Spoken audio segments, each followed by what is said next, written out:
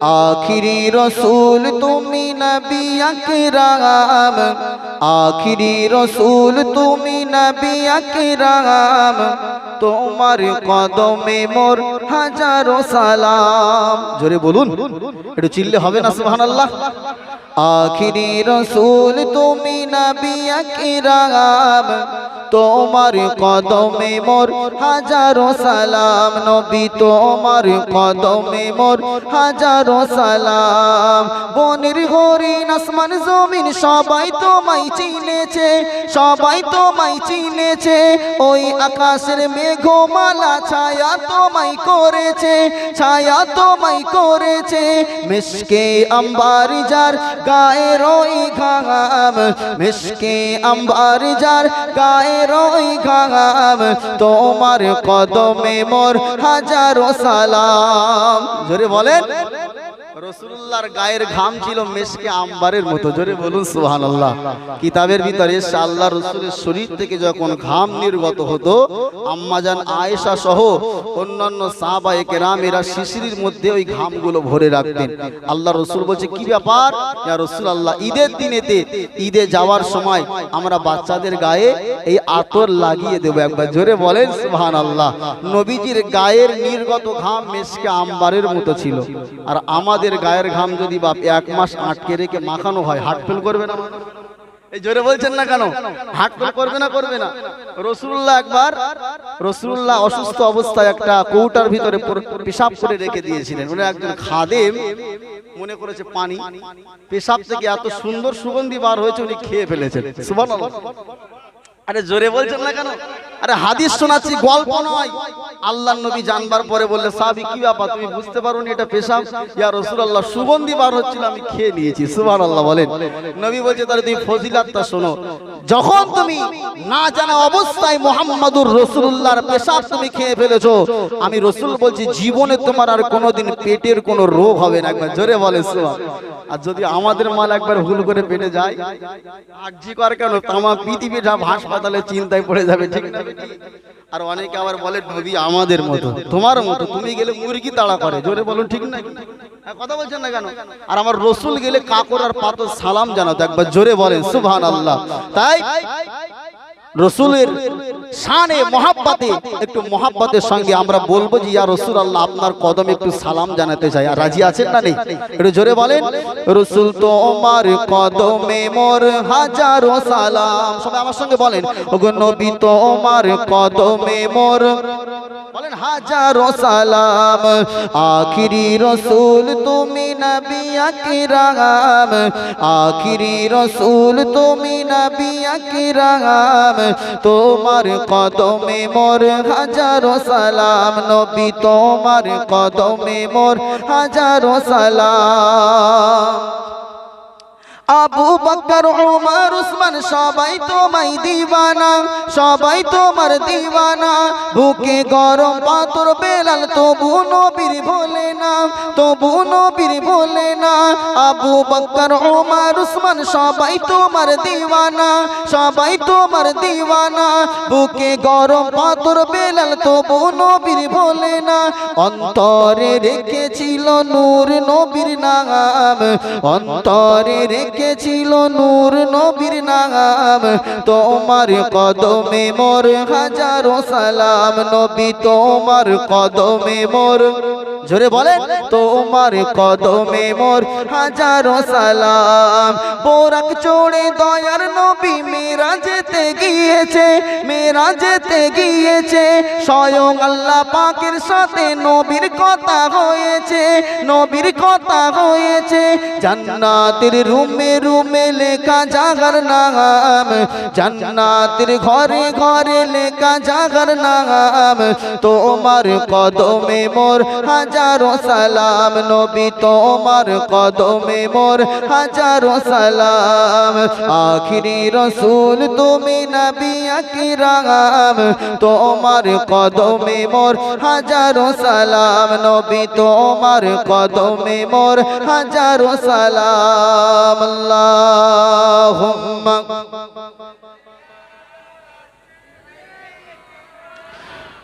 মাওলানা মুহাম্মদ محمد وعلى آل سيدنا আব্বা যাবে জানেরা নওজওয়ানেরা তরুণীরা যুবকেরা আমি আপনাদেরকে শোনাচ্ছিলাম হাবিব আর খলিলের মধ্যে পার্থক্য আমার আপনার নবীর উপাধি হলো হাবিব আমার আল্লাহ পাক এই রজব মাসের 27 তারিখে তার হাবিবকে খুশি করবার জন্য তার হাবিবকে রাজি করবার জন্য আল্লাহ পাক এই দুনিয়া জমিন থেকে সিদরাতুল মুনতাহা পর্যন্ত ভ্রমণ করিয়েছিলেন এ নওজওয়ান তরুণেরা এ রাসূলুল্লাহ দিওয়ানারা আল্লাহ নবী যখন মক্কাতুল মুআজ্জামার মানুষের কাছে দ্বীন ইসলামের দাওয়াত দিতে লাগলেন আল্লাহ রাসূল যখন কলেমার দাওয়াত দিতে লাগলেন আল্লাহ রাসূলের এই দ্বীনের দাওয়াত কলেমার দাওয়াত আবু জাহাল আবু লাহাব উতবা সাইবা এদের মতো বড় বড় হাইব্রিড বেঈমানদের আল্লাহ রাসূলের তাবলীগ করাটা প্রচার করাটা পছন্দ হয় না আল্লাহ রাসূলের দুশমন তারা হয়ে যায় আল্লাহ রাসূলের আব্বা দুনিয়াতে নাই আম্মা দুনিয়াতে নাই আল্লাহ রাসূলের সহযোগিতা করবার জন্য আল্লাহ রাসূলকে গাইড করবার জন্য যিনি আগিয়ে এসেছিলেন তার নাম কিতাবের ভিতরে লেখা আছে আবু তালিব এ নওজওয়ান তরুণেরা এ রাসূলুল্লাহ দিওয়ানারা কিন্তু কখনো তো কোনো মানুষ দুনিয়ার জমিনে চিরকাল বেঁচে থাকে না কিতাবের ভিতরে লেখা আছে আল্লাহ রাসূলের চাচা আবু তালিব যখন দুনিয়া জমিন থেকে বিদায় নিয়ে কবরে চলে যায় আল্লাহ রাসূল বড় পেরেশানি হয়ে গেলেন আল্লাহ নবী বড় চিন্তায় পড়ে গেলেন কোন বাধা বিঘ্ন আসলে আল্লাহ রাসূলকে সহযোগিতা করবার জন্য আবু তালেব ঢাল হিসাবে দাঁড়িয়ে যায় এ নওজওয়ান তরুণেরা চাচা দুনিয়া থেকে বিদায় নিয়েছে ওই একই বছরে আল্লাহ রাসূলের প্রাণ প্রিয় স্ত্রী আমাদের আম্মা জান হযরত খাদিজা রাদিয়াল্লাহু তাআলা আনহা আমাদের আম্মা জান তিনিও দুনিয়া জমিন থেকে বিদায় নিয়ে কবরে গেলেন আল্লাহ নবী খাদিজার ইন্তেকালের পরে ইসলামের দাওয়াত নিয়ে ইসলামের প্রচার প্রসার করবার জন্য নবী আমার তায়েফের জমিনে চলে গেলেন তায়েফবাসীরা নবীকে চিনতে পারে না আল্লাহ রাসূলকে তারা চিনতে না পেরে আল্লাহ নবীর উপরে তারা পাথর কাপড়গুলো ছুঁড়ে ছুঁড়ে মেরে আমার আপনার নবীর নূরানি চেহারাটা নূরানি বদনটা রক্তে রঞ্জিত করে ফেলে আহারে নবী আমার তায়েফবাসীর অত্যাচার সহ্য করতে না পেরে আল্লাহ রাসূল জমিনে বেহুশ হয়ে যায় হযরত জিবরিল আমিন এসে বলে ইয়া রাসূলুল্লাহ ইয়া হাবিবাল্লাহ হুজুর একবার যদি আপনি অনুমতি দিয়ে দেন গোটা তায়েফের মানুষটাকে আমি জিবরাইল ধ্বংস করে দেব আল্লাহ রাসূল বললে এ ভাই জিবরাইল না আল্লাহ পাক আমাকে तमाम পৃথিবীর মানুষের জন্য রাহমাতুল লিল আলামিন করে পাঠিয়েছে জিবরাইল মারবে না ওরা আমাকে যদি চিনতো আমাকে কি মারতো এরা চেনেনি এদের বংশধর পূর্বপুরুষরা এদের আহলে পরিবাররা হয়তো আমাকে চিনবে আমাকে নবী বলে মানবে হে জিবরাইল এদেরকে ধ্বংস করবে না নবী খুব কষ্ট পেলেন আল্লাহ রাসূল কোন রকম তায়েফের জমিন থেকে বাড়িতে ফিরে আসলেন কিতাবের ভিতরে লেখা আছে এই রজব মাস কোন মাস রজব মাস এবং আল্লাহ রাসূলের নবুয়তের 11তম বছরে অর্থাৎ নবী হয়েছেন আল্লাহ রাসূল নবুয়ত পেয়েছেন 40 বছর বয়সে আর নবুয়তের 11তম বছরে অর্থাৎ হিসাব অনুযায়ী 51 বছর বয়স কত বছর 51 বছর বয়সে মতান্তরে আল্লাহ রাসূল তার নিচের চাচাতো বোন চাচা আবু তালিবের কন্যা চাচাতো বোন উম্মে হানির ঘরে আল্লাহর রাসূল ঘুমিয়েছিলেন কোথায়? উম্মে হানির ঘরে ঘুমিয়েছিলেন। আল্লাহর নবী তায়েফের মার খেয়ে অনেক কষ্ট সহ্য করে নবীর মনটা বড়ই খারাপ। আল্লাহ রসুল কার সঙ্গে কষ্টের কথা শেয়ার করবে? বিবি খাদিজা ইন্তেকাল করেছেন, চাচা বিদায় নিয়েছেন। আল্লাহর নবীর মনটা মলিন, খুবই খারাপ। নবী আমার চাচাতো বোন উম্মে হানির ঘরে শুয়ে আছে। কিতাবের ভিতরে লেখা আছে, হঠাৎ করে ওই ঘরের ছাদটা ফেটে গেল। একবার জোরে বলেন সুবহানাল্লাহ। কিতাবের ভিতরে লেখা আছে, আল্লাহ রাসূল যখন উম্মে হানির ঘরে শুয়ে আছে, এমত অবস্থায় ঘরে ছাদটা ফেটে গেল। আল্লাহর পক্ষ থেকে আল্লাহর মালাইকা হযরতে জিবরিল আমিন আলাইহিস সালাতু ওয়াস সালাম নবীর কাছে আসলেন। ইয়া রাসূলুল্লাহ, ইয়া হাবিবাল্লাহ, হুজুর দেরি করবেন না। আল্লাহ পাক আপনাকে আসমানের মেহমান করবার জন্য আমি জিবরিল আপনার কাছে জান্নাতি বাহন দিয়ে পাঠিয়েছে। জোরে বলুন সুবহানাল্লাহ। নবীর মনটা খারাপ, নবী কষ্ট পেয়েছে। আমার আল্লাহ সান্ত্বনা দেওয়ার জন্য, তাসাল্লি দেওয়ার জন্য আল্লাহ হাবিবকে মেহমান করছেন। জোরে বলুন। নওজোয়ান তরুণেরা, কিতাবের ভিতরে লেখা আছে, আল্লাহ রাসূল উম্মে হানির ঘরে শুয়ে থাকা অবস্থায় জিবরিল আমিন যে বাহনটা নিয়ে আসলো, যার নাম কিতাবের ভিতরে লেখা হয়েছে বুরাক। নওজোয়ানেরা, হাদিসের ভিতরে যার বর্ণনা দেওয়া হয়েছে, সাদা রঙের একটা বুরাক, যার গাদার থেকে একটু ছোট, খচ্চরের চেয়ে একটু বড়, মিডির একটা সাইজের একটা সুন্দর বুরাক আল্লাহ রাসূল তিনি দেখতে পেলেন।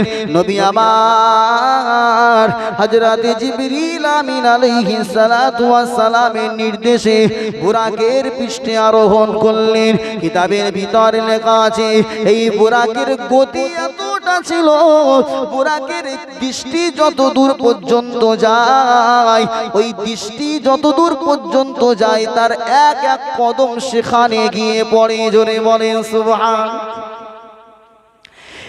নওজোয়ান তরুণেরা, আল্লাহর নবী হযরতে মুহাম্মদুর রাসূলুল্লাহ সাল্লাল্লাহু তাআলা আলাইহি ওয়াসাল্লাম নবী আমার বুরাকের পৃষ্ঠে যখন আরোহণ করলেন, বুরাক বিদ্যুৎ গতিতে চলতে আরম্ভ করে। এমত অবস্থায় আল্লাহর নবী মক্কা থেকে যখন রওনা করলেন, একটা এলাকাতে যাওয়ার পরে আল্লাহর নবী পরে এসে বর্ণনা করেছেন, আমি রাসূলুল্লাহ বুরাকের পিঠে যেতে যেতে একটা এলাকায় যখন পৌঁছালাম, টোটাল এলাকাটা আমি দেখতে পেলাম খাজুর গাছ দিয়ে ঘেরা আছে। আল্লাহর নবীকে ডেকে বললেন, ইয়া রাসূলুল্লাহ, ইয়া হাবিবাল্লাহ, হুজুর এই জায়গাটার নাম হলো ইয়াসরিব, এই জায়গাটার নাম হলো ইয়াসরিব। আপনি মক্কা থেকে হিজরত করে এই ইয়াসরিবে একদিন আপনি আসবেন। অর্থাৎ মদিনার পূর্বের নাম কি ছিল? ইয়াসরিব।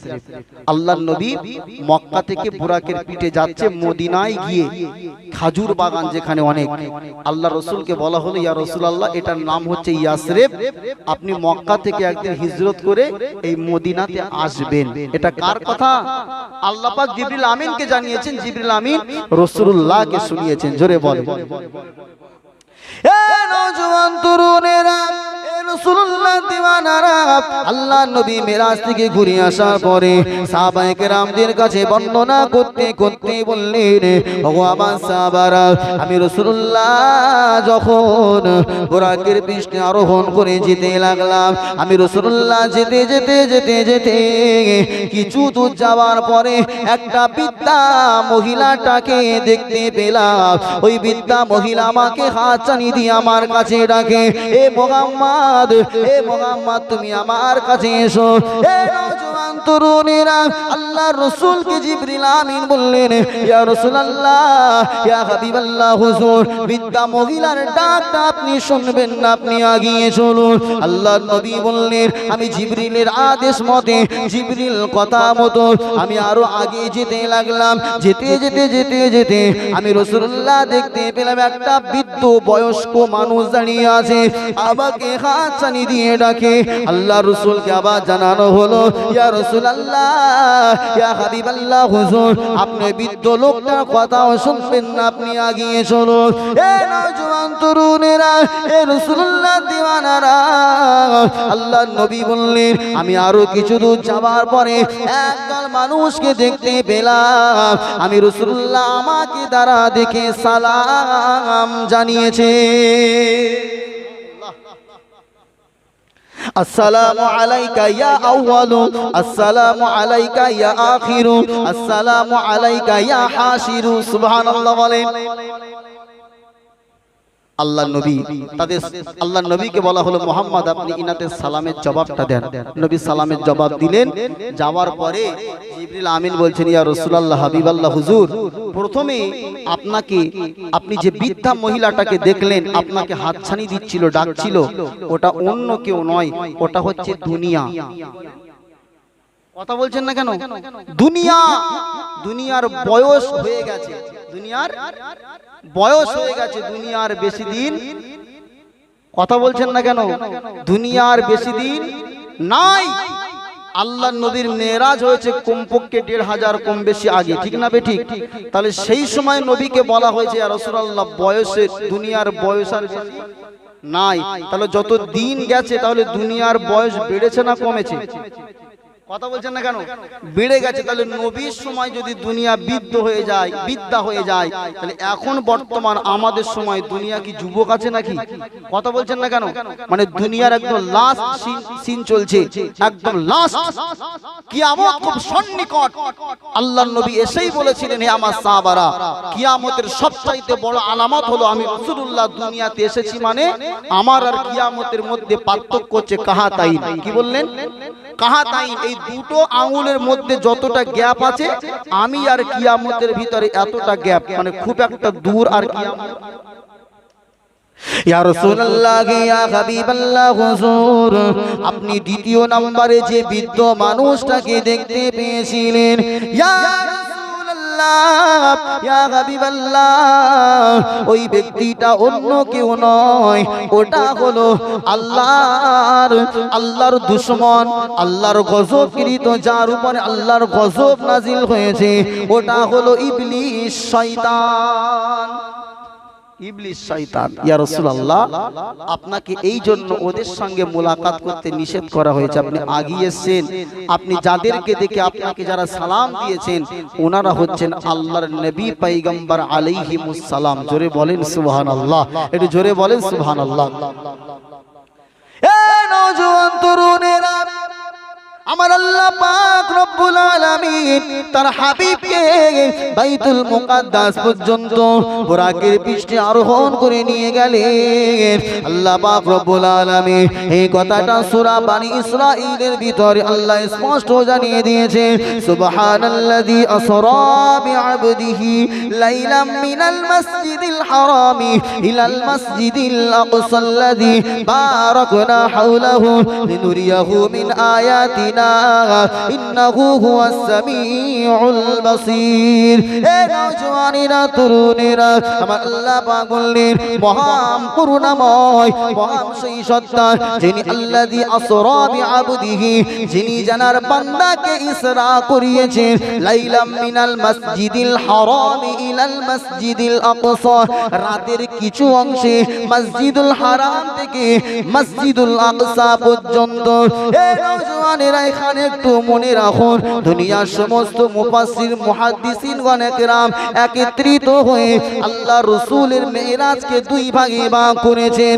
এক নম্বরে বাইতুল মুকাদ্দাস, মক্কাতুল মুআজ্জামা থেকে বাইতুল মুকাদ্দাস পর্যন্ত যে সফরটা নবী ছিল, এই সফরটাকে আরবিতে বলা হয় ইসরা। আরবিতে বলা হয় ইসরা। বাইতুল মুকাদ্দাস থেকে প্রথম আসমান, দ্বিতীয় আসমান, এমন করে সপ্তম আসমান পাড়ি দিয়ে আল্লাহ রাসূলের সিদরাতুল মুনতাহা পর্যন্ত যাওয়াটা, এটার নাম হলো মেরাজ। একটা হচ্ছে ইসরা, আর একটা হচ্ছে, জোরে বলুন, মেরাজ। ইসরা মানে হচ্ছে ভ্রমণ, আর মেরাজ শব্দের মানে হলো ঊর্ধ্বগমন। জোরে বলেন সুবহানাল্লাহ। আমি আলোচনা করব ইনশাআল্লাহ। আল্লাহর নবী বুরাকের পৃষ্ঠে আরোহণ করে কোথায় গেলেন? বাইতুল মুকাদ্দাস।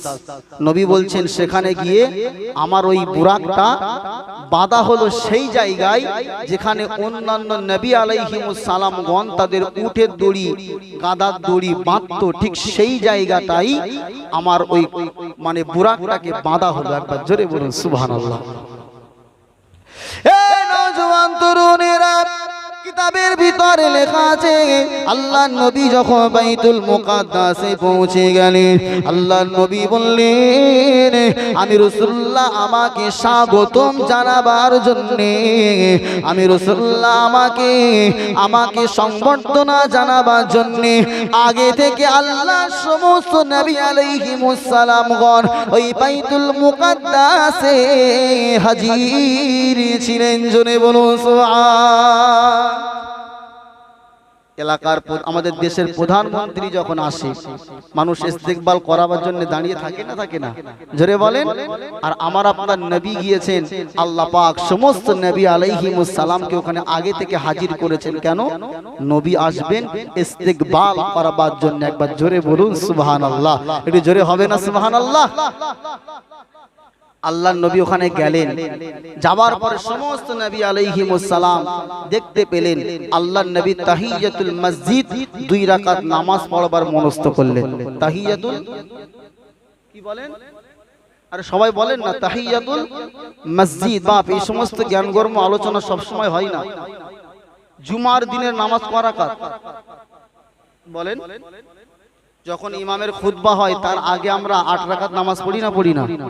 2 রাকাত তাহিয়াতুল মসজিদ, 2 রাকাত তাহিয়াতুল ওযু, 4 রাকাত ক্বাবলুল জুমআ পড়ি না, পড়ি না? কথা বলছেন না কেন? এই যে তাহিয়াতুল ওযু আর তাহিয়াতুল মসজিদ নামাজ পড়ি, এটা কি জুমার নামাজের অন্তর্ভুক্ত? হ্যাঁ, তা পড়েন কেন? না পড়লে হবে না মানে? আপনি বলছেন যে অন্তর্ভুক্ত নয়। আসলে ব্যাপারটা কি জানেন বাপ? তাহিয়াতুল ওযু আর তাহিয়াতুল মসজিদ এই নামাজটা জুমার সঙ্গে খাস নয়। ওযু করলে 2 রাকাত সুন্নত নামাজ পড়া আর মসজিদে প্রবেশ করলে 2 রাকাত নামাজ পড়া, এটা প্রত্যেকটা দিনেরই নামাজ, ঠিক না বেটি? কিন্তু আমরা জুমার দিনেতে পড়ি। তো আল্লাহর নবী তাহিয়াতুল মসজিদ মসজিদে ঢুকেছেন আল্লাহর শুকর করবার জন্য, তিনি 2 রাকাত নামাজ পড়বেন। জোরে বলুন সুবহানাল্লাহ। একটু চিল্লে হবে না সুবহানাল্লাহ? আল্লাহর রাসূল নামাজ পড়বেন মসজিদে, সমস্ত নবী আলাইহিমুস সালাম আছেন। আল্লাহর নবী দেখতে পেলেন যে বাইতুল মুকাদ্দাসের মেহরাব অর্থাৎ ইমামতের জায়গাটা ফাঁকা আছে। কিতাবের ভিতরে লেখা আছে আল্লাহর রাসূল যখন দেখতে পেলেন মেহরাবটা ফাঁকা, অন্যান্য নবী আলাইহিমুস সালামগণ সেখানে দাঁড়িয়ে আছে, নামাজটা কে পড়াবে, ইমাম কে হবে? আল্লাহ পাক রব্বুল আলামিন বললেন হযরত জিবরিল আমিন আলাইহিস সালাতু ওয়াস সালাম আমার হাতটা ধরে আমি মুহাম্মাদুর রাসূলুল্লাহ সাল্লাল্লাহু তাআলা আলাইহি ওয়াসাল্লাম কে হযরত জিবরিল আমিন আমার হাতটা ধরে ইমামতির জায়গাতে দাঁড় করিয়ে দিলে। এ নওজোয়ান তরুণেরা, আমার আল্লাহ পাক এখান থেকে আমার হাবিবকে প্রমাণ করে দিলেন, ওগো আমার হাবিব, ওগো আমার দোস্ত, আপনি নবী শুধু আপনার উম্মতের জন্য নবী নন। আমি আল্লাহ আপনাকে আজকে থেকে ঘোষণা করলাম আপনি হলেন তামাম নবীদিগের ইমাম। জোরে বলেন সুবহানাল্লাহ। আর একটু জোরে বলুন সুবহানাল্লাহ। ও যার কদম চুমে ধন্য আরশ সিদরাতে মুনতাহা, মারহাবা মারহাবা বলো, মারহাবা মারহাবা, মারহাবা মারহাবা বলো, মারহাবা মারহাবা। জোরে হবে না সুবহানাল্লাহ? একটু চিল্লে বলেন না সুবহানাল্লাহ। ও যার কদমে চুমে ধন্য আরশ সিদরাতে মুনতাহা,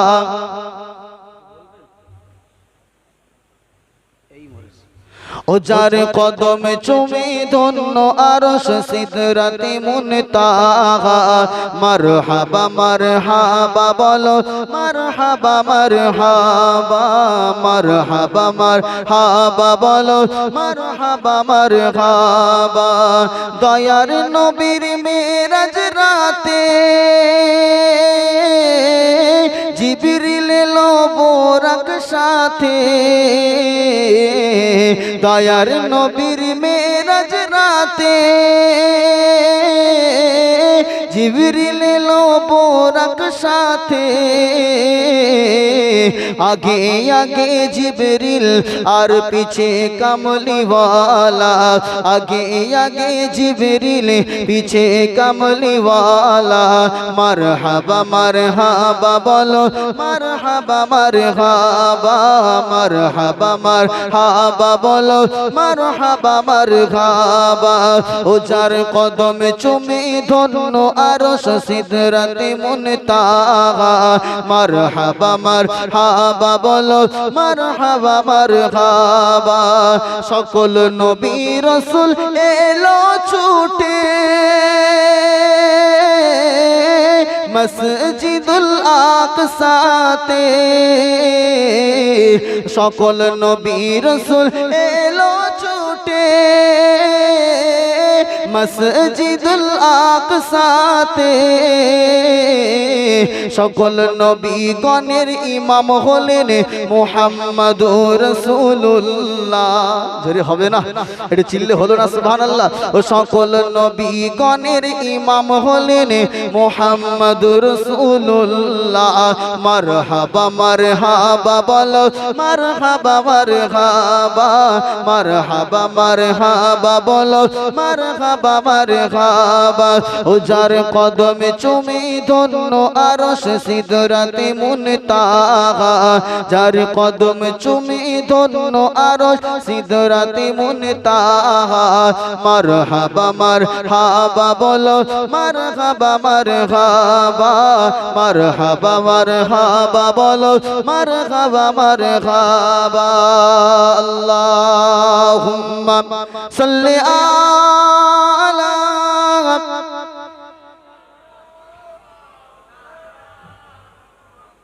وعلى آل سيدنا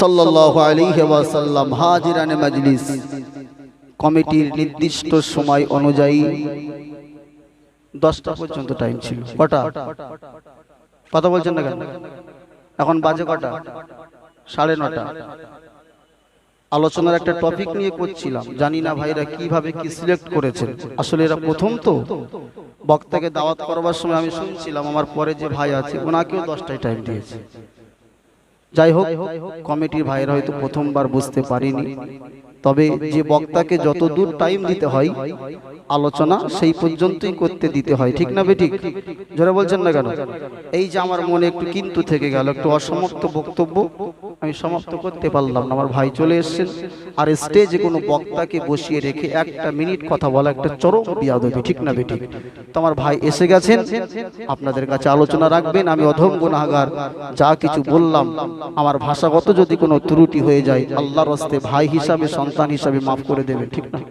দেবেন তো নাকি কথা বলছেন না কেন আমার জন্য দোয়া করবেন আল্লাহ পাক যেন আমাকে দিয়ে দ্বীনের খিদমত করিয়ে নেন আল্লাহ ইলম এবং আমলে আল্লাহ আমাকে তারাক্কি দেন সকলে বলি আল্লাহুম্মা আমিন একটু জোরে বলেন আল্লাহুম্মা আমিন আল্লাহ পাক আমাদের প্রত্যেককেই বলা এবং শোনার থেকে বেশি আমল করার তৌফিক দান করেন সকলে বলি আল্লাহুম্মা আমিন মহব্বতের সঙ্গে উচ্চ আওয়াজে দরুদ শরীফ আল্লাহুম্মা সাল্লি আলা